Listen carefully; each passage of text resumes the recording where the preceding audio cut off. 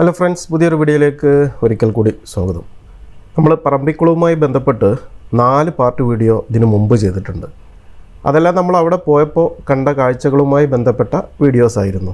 ഇന്നത്തെ വീഡിയോയിൽ നമ്മൾ ഉൾപ്പെടുത്തിയിട്ടുള്ളത് പറമ്പിക്കുളത്ത് നമുക്ക് എങ്ങനെ പോകാം, എവിടെയെല്ലാം താമസിക്കാം, അങ്ങോട്ടുള്ള ബസ് റൂട്ട്, അവിടുത്തെ പാക്കേജുകൾ എന്നിവയെല്ലാം ഉൾപ്പെടുത്തിയിട്ടുള്ളൊരു വീഡിയോ ആണ്. പറമ്പിക്കുളത്തെ കാഴ്ചകൾ ഉൾപ്പെടുത്തിയിട്ടുള്ള 4 വീഡിയോയുടെ ലിങ്ക് ഞാൻ ഡിസ്ക്രിപ്ഷനിൽ കൊടുക്കുന്നുണ്ട്. താല്പര്യമുള്ളവർക്ക് വീഡിയോ കാണാം.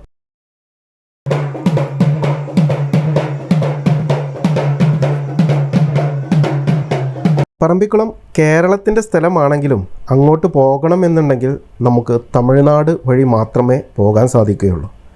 വൈൽഡ് ലൈഫ് ഇഷ്ടപ്പെടുന്നവർക്ക് പോകാൻ പറ്റിയ ഒരിടമാണ് പറമ്പിക്കുളം. 125-ലധികം ലെപ്പേഡുകളും 37 മുകൾ കടുവകളും ഒക്കെയുള്ള, അതുകൂടാതെ മറ്റെല്ലാ വന്യജീവികളും അടങ്ങിയ ഒരു ടൈഗർ റിസർവാണ് പറമ്പിക്കുളം.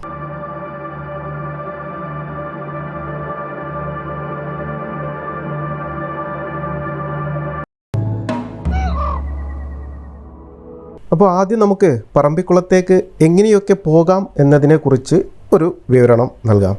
പിന്നെ അങ്ങോട്ട് പോകുന്നവർ പ്രത്യേകം ശ്രദ്ധിക്കേണ്ട ഒരു കാര്യം എന്താണെന്ന് വെച്ചാൽ, പറമ്പിക്കുളത്ത് BSNL മാത്രമേ നെറ്റ്വർക്കുള്ളൂ.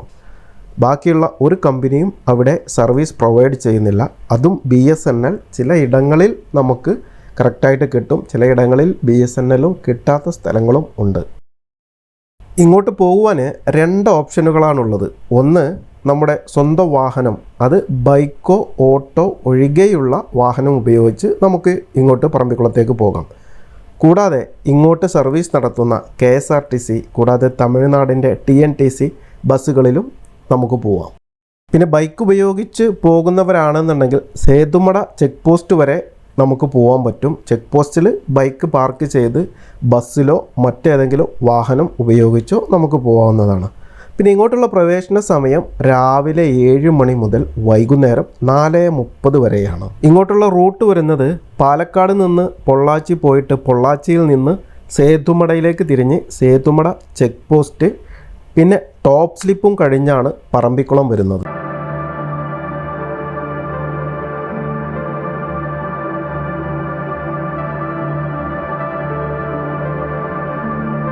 ഇതിൽ ഫസ്റ്റ് നമ്മൾ എത്തുന്നത് സേതുമട ചെക്ക് പോസ്റ്റിലാണ്. അവിടെ ഒരു വെഹിക്കിൾസിന് 50 രൂപ മുതൽ അതിൻ്റെ ഫീ ചാർജ് ചെയ്യും.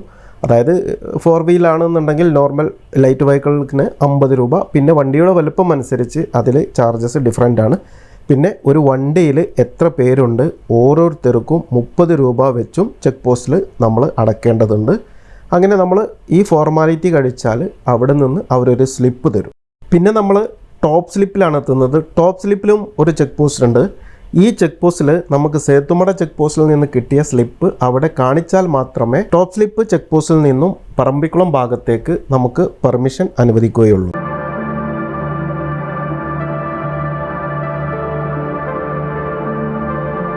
അവിടെ നിന്ന് ഏകദേശം ഒരു 2 കിലോമീറ്റർ പോയി കഴിഞ്ഞാൽ നമ്മൾ കേരള ചെക്ക് പോസ്റ്റിലെത്തും പറമ്പിക്കുളം. അവിടെ വീണ്ടും ഒരു ചെക്ക് പോസ്റ്റ് ഉണ്ട്.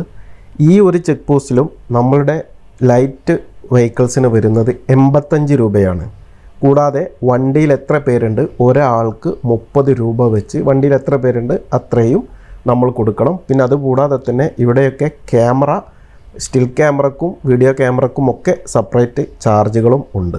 പിന്നെ നമ്മൾ പറമ്പിക്കുളം കേരള ചെക്ക് പോസ്റ്റിൽ എത്തിക്കഴിഞ്ഞാൽ നമ്മൾ ഈ പറമ്പിക്കുളത്ത് നമ്മൾ എന്തെങ്കിലും ഒരു സ്റ്റേയോ അതുപോലെ ജംഗിൾ സഫാരിയോ എന്തെങ്കിലും ഓൺലൈനായിട്ട് നമ്മൾ ബുക്ക് ചെയ്തതിൻ്റെ റെസിപ്റ്റ് കാണിച്ചാൽ മാത്രമേ നമുക്ക് നമ്മുടെ ഓൺ വെഹിക്കിൾസ് ഉപയോഗിച്ച് പറമ്പിക്കുളം കേരള ചെക്ക് പോസ്റ്റിൽ നിന്നും പിന്നീട് അങ്ങോട്ട് പോകാൻ പറ്റുകയുള്ളൂ. അപ്പോൾ ഈ കാര്യം പ്രത്യേകം ശ്രദ്ധിക്കുക. പിന്നെ അവിടുത്തെ ബുക്കിംഗ് എല്ലാം ഓൺലൈൻ ബുക്കിംഗ് ആണ്.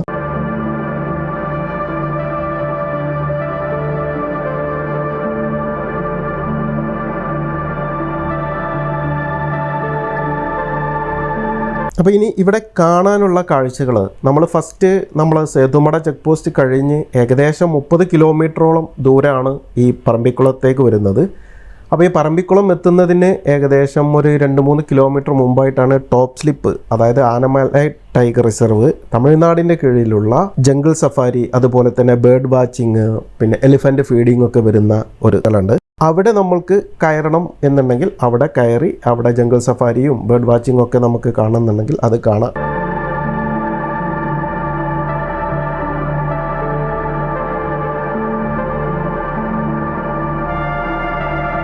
അതുപോലെ തന്നെ അവിടെയും തമിഴ്നാടിൻ്റെ അണ്ടറിലുള്ള സ്റ്റേയിങ് ഓപ്ഷനുകളും ഉണ്ട്. സൈറ്റിൻ്റെ ലിങ്ക് ഞാൻ ഡിസ്ക്രിപ്ഷനിൽ കൊടുക്കുന്നുണ്ട്. താല്പര്യമുള്ളവർക്ക് ആ ലിങ്ക് നോക്കിയിട്ട് അതിൻ്റെ ഫീയും കാര്യങ്ങളും ഒക്കെ മനസ്സിലാക്കാം.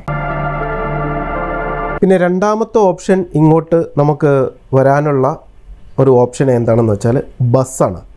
അതായത് KSRTC സർവീസ് നടത്തുന്നുണ്ട്, തമിഴ്നാടിൻ്റെ TNTC ബസ്സും സർവീസ് നടത്തുന്നുണ്ട്. KSRTC പാലക്കാട് നിന്ന് രാവിലെ 8 മണിക്ക് എടുക്കുന്ന KSRTC ബസ് പറമ്പിക്കുളത്ത് 12 മണിക്കാണ് എത്തുന്നത്. പിന്നെ ഈ ബസ് 12:30 പറമ്പിക്കുളത്ത് നിന്ന് തിരിച്ച് പാലക്കാട്ടേക്കും പോകും. അപ്പോൾ നമ്മൾ ബസ്സിനാണ് ഇങ്ങോട്ട് വരുന്നതെന്നുണ്ടെങ്കിൽ ഈ ചെക്ക് പോസ്റ്റുകളിലുള്ള 30 രൂപ അങ്ങനെയുള്ള ഫീസൊന്നുമില്ല, ബസ് ഫെയർ മാത്രമാണ് വരുന്നത്. അതുപോലെ തന്നെ തമിഴ്നാടിൻ്റെ ബസ് പൊള്ളാച്ചിയിൽ നിന്ന് രാവിലെ 6 മണിക്കെടുക്കും, 8 മണിയോടുകൂടി പറമ്പിക്കുളത്ത് എത്തുന്നതാണ്. അപ്പോൾ നിങ്ങൾ ബസ്സിന് വരാൻ ഉദ്ദേശിക്കുന്നവരാണെന്നുണ്ടെങ്കിൽ ഏറ്റവും ബെസ്റ്റ് ഈ പൊള്ളാച്ചിയിൽ നിന്നുള്ള 6 മണിക്കെടുക്കുന്ന ആ ഒരു ബസ്സിന് വരികയാണെന്നുണ്ടെങ്കിൽ ആനിമൽ സൈറ്റിംഗ് ഒക്കെ നിങ്ങൾക്ക് കാണാനുള്ള സാധ്യതകൾ ഒരുപാടുണ്ട്. പിന്നെ വൈകുന്നേരം 3 മണിക്ക് പൊള്ളാച്ചിയിൽ നിന്ന് മറ്റൊരു ബസ് എടുക്കുന്നുണ്ട്. ഈ ബസ് പറമ്പിക്കുളത്ത് നിന്ന് 5:45 തിരിച്ചു പോകുകയും ചെയ്യും.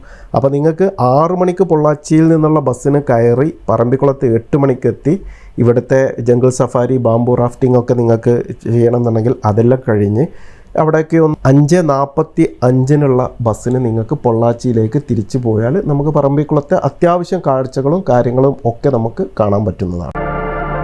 പറമ്പിക്കുളം ആനപ്പാടി എന്ന് പറയുന്ന സ്ഥലത്താണ് കേരളത്തിൻ്റെ അണ്ടറിലുള്ള, അതായത് കേരള ഗവൺമെൻറ്റിൻ്റെ അണ്ടറിലുള്ള സ്റ്റേ ഓപ്ഷനുകൾ എല്ലാം ആനപ്പാടിയിലാണുള്ളത്. ഈ ആനപ്പാടി കൂടാതെ പിന്നെ അവിടെ നിന്ന് 2 കിലോമീറ്റർ 3 കിലോമീറ്ററൊക്കെ ഡിസ്റ്റൻസിൽ കുറച്ച് സ്റ്റേയും ഓപ്ഷനുകളൊക്കെ ഉണ്ട്.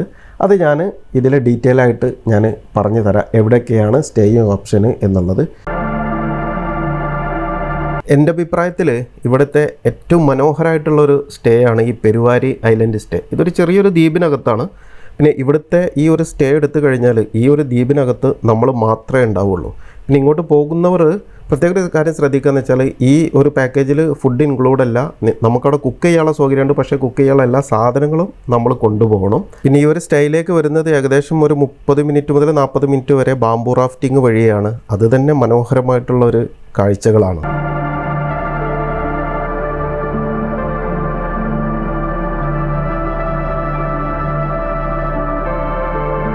ഇത് തൂണക്കടവ് ഡാമിനോട് ചേർന്നിട്ടുള്ളൊരു സ്റ്റേ ഓപ്ഷനാണ് ട്രീ ടോപ്പ് ഹട്ട്. ഇത് പുഴയോട് ചേർന്നിട്ട് തന്നെയാണ്. ഇത് മനോഹരമായിട്ടുള്ളൊരു സ്റ്റേയിങ് ഓപ്ഷനാണ്. ഇതിൻ്റെയൊക്കെ പാക്കേജ് നിങ്ങൾ ഇവരുടെ സൈറ്റിൽ നോക്കുക. സൈറ്റിൻ്റെ ലിങ്ക് ഞാൻ ഡിസ്ക്രിപ്ഷനിൽ കൊടുത്തിട്ടുണ്ട്.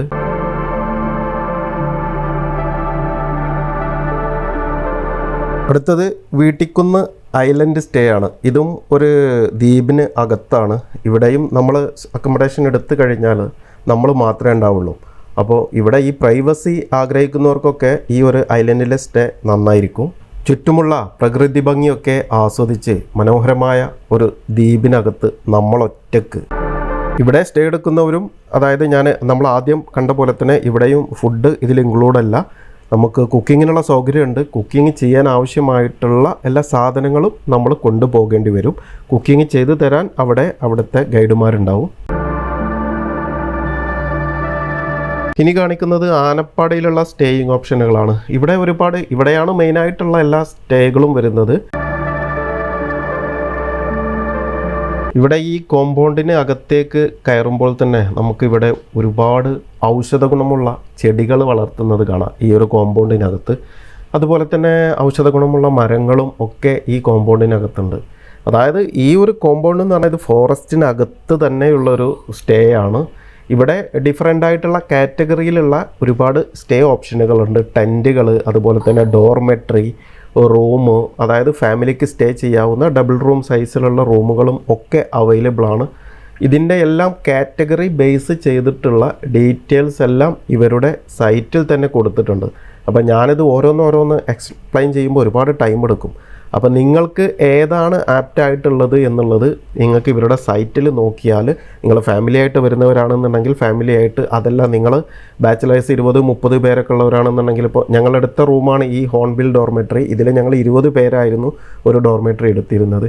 അപ്പോൾ ഇതിനൊക്കെ ഡിഫറെൻറ്റ് പാക്കേജാണ്. പിന്നെ അതുകൂടാതെ തന്നെ ഇവിടുത്തെ ഒരു ബിൽഡിംഗ് ഉണ്ട്, 1960 പറമ്പിക്കുളം ഡാമിൻ്റെ കൺസ്ട്രക്ഷൻ നടക്കുന്ന സമയത്ത് ഇവിടുത്തെ ജോലിക്കാർക്ക് താമസിക്കാൻ അന്നൊരു ഹോസ്റ്റൽ പോലെ ഉണ്ടാക്കിയിരുന്ന ഒരു ബിൽഡിംഗ് ഉണ്ട്. ആ ബിൽഡിങ്ങിൽ ഇപ്പോൾ അത് ടൂറിസം പർപ്പസിനായിട്ട് മാറ്റി കൊടുത്തിട്ടുണ്ട്. അവിടെയും നമുക്ക് സ്റ്റേ എടുക്കാനുള്ള ഓപ്ഷൻ ഉണ്ട്.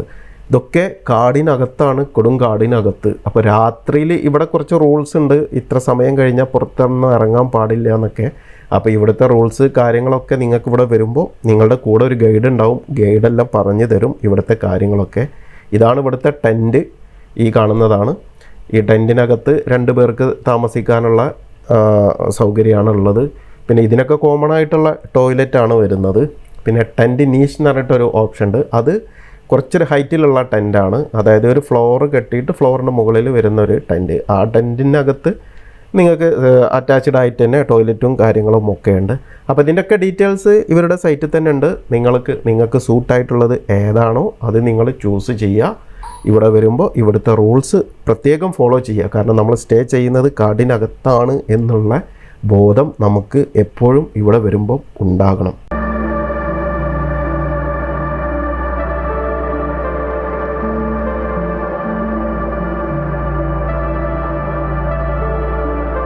പിന്നെ ഈ ആനപ്പാടിയിലുള്ള ഈ സ്റ്റേ ഓപ്ഷനുകൾ എടുക്കുമ്പോൾ നമുക്ക് അതിൽ ഫുഡ് ഇൻക്ലൂഡ് ആയിട്ടുള്ള പാക്കേജുകളുണ്ട്. അത് എടുക്കുന്നതായിരിക്കും ബെറ്റർ. പിന്നെ ഇവിടെ ഒരു ക്യാൻറ്റീൻ ഉണ്ട്. ആ ക്യാൻറ്റീനിൽ നമ്മളത് പാക്കേജിൽ ഉൾപ്പെടുത്തിയിട്ടില്ലെങ്കിൽ ചിലപ്പോൾ നമ്മൾ പോകുന്ന സമയത്ത് ഫുഡ് കിട്ടണമെന്നില്ല. കാരണം ഇവിടെ വരുന്ന ടൂറിസ്റ്റുകൾക്കും ഇവിടുത്തെ സ്റ്റാഫുകൾക്കും ഒക്കെ മാത്രമായിട്ട് ഉണ്ടാക്കുന്ന ഒരു ക്യാൻറ്റീനാണ്. അപ്പോൾ നിങ്ങൾ ഫുഡിൻ്റെ കാര്യം നിങ്ങൾ ചൂസ് ചെയ്യുമ്പോൾ ബെറ്റർ നിങ്ങൾക്ക് ഈ പാക്കേജിൽ ഫുഡും കൂടി ഇൻക്ലൂഡ് ആയിട്ടുള്ള, അതിൽ ഇവിടെ ഒരുവിധം പാക്കേജുകളൊക്കെ ഫുഡ് ഇൻക്ലൂഡ് ആയിട്ടുള്ള, അതുപോലെ തന്നെ ഈ ബാംബു റാഫ്റ്റിംഗ്, ജംഗിൾ സഫാരി ഇതൊക്കെ ഇൻക്ലൂഡ് ആയിട്ടുള്ള പാക്കേജുകൾ തന്നെയാണ്. അത് നിങ്ങൾക്ക് സൈറ്റ് നോക്കുമ്പോൾ മനസ്സിലാവും.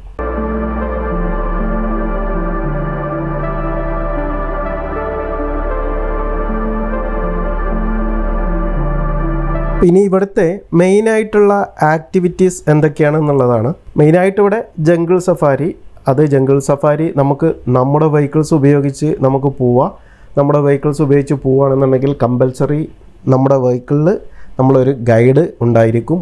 അതല്ല എന്നുണ്ടെങ്കിൽ ഇവിടുത്തെ ഡിപ്പാർട്ട്മെൻറ്റിൻ്റെ കീഴിലുള്ള പിന്നെ മിനി ബസ്സുണ്ട്, അതിൽ വേണമെന്നുണ്ടെങ്കിൽ നമുക്ക് ഈ ജംഗിൾ സഫാരിക്ക് പോവാം. ഇതിൻ്റെ എല്ലാം ചാർജ് എങ്ങനെ വരുന്നു എന്നുള്ളത് ഇവരുടെ സൈറ്റിലുണ്ട്. സൈറ്റിൻ്റെ ലിങ്ക് ഞാൻ ഡിസ്ക്രിപ്ഷനിൽ കൊടുക്കുന്നുണ്ട്.